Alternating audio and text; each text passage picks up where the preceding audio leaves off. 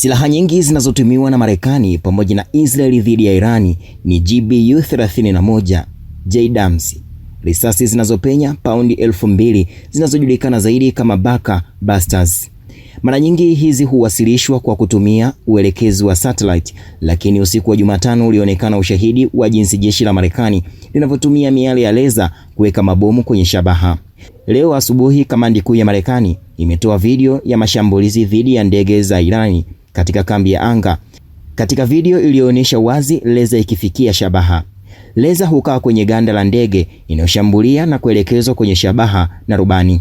Silaha hizo za GBU-24S mkwaju GBU-54S zilitolewa mara moja kutoka kwenye ndege ya kushambulia, zikiingia kwenye sehemu za leza kwa kusogeza nyuso za udhibiti kwenye silaha.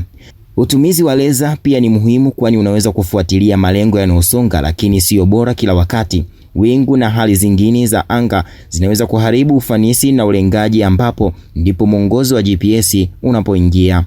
Kuna silaha ambazo ulengaji wa leza na GPS pia